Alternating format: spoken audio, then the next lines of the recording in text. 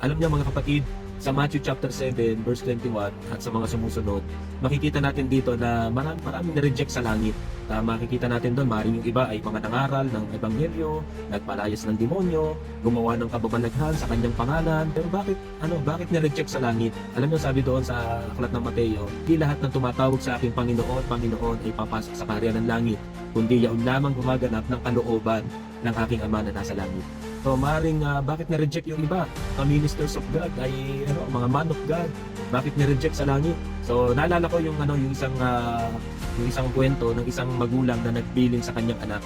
Ang sabi niya doon sa kanyang anak, "Anak, aalis muna kami. Ikaw ay magsaing ha. At sa pagbabalik pagbabalik namin, tayo ay maghahapunan na." So ngayon yung bata na yung anak na inutusan, pag alis ng magulang, siya ay naglipit ng pinggan. Pagkatapos niya maglipit ng pinggan, siya ay nag-igib. At pagkatapos mag-igib, siya ay naglinis ng buong bahay. At maghapon na siya ay gumawa sa bahay. At nung hapon na, dumating na yung nanay. Sabi na, "Anak, nasa ka na?" So ngayon, dahil ang anak ay napagod sa buong maghapon. Pero isang bagay ang hindi nagawa ng bata, yung iniutos ng nanay. Sabi nga ng nanay, "Anak, nakapagsaing ka na ba?" So sabi ng anak, "Naku po nanay, nalimutan ko. At pinagsasaing mo nga pala ako." So sabi ng nanay, "Naku, bakit mo nalimutan? Sa sobrang sipag mo, yung inuutos ko sa iyo, hindi mo nagawa." So ito yung nangyayari mga kapatid Kaya bakit maraming ministers of God sa Matthew chapter 7 na reject sa langit, napakasipag naman. Mahayo, nag-iebanghelyo, nangangaral, nagpapalayas ng demonyo, pero bakit na-reject sa langit? Kasi yung pinagagawa ng Panginoon, hindi talaga natumbok.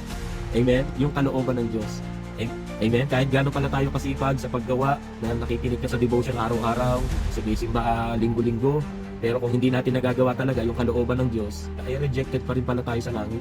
So ano ba yung pinagagawa ng Diyos sa atin? Sundin ang kalooban ng Panginoon. Amen po ba? So gawa tayo ng gawa, hindi naman pala yun yung pinagagawa sa atin ng Panginoon. Isang bagay ang nakita ko rito mga kapatid, marami tayong ginagawang kaabalahan sa paglilingkod sa Panginoon, pero maaaring yung inuutos natin ng Panginoon na mahalin ang iyong kapwa, nagagawa mo ba? At baka mamaya, dahil nga marami kang sama ng loob sa mga kapatid sa Panginoon, binubuhos mo na lang ang lahat sa paggawa, sa paglilingkod sa Panginoon. Pero yung mahalin ang iyong kapwa, hindi mo talaga nagagawa. So, ibig sabihin, meron ka pa rin bagay na hindi nagawa sa kalooban ng Panginoon, yung ibigin ng kapwa.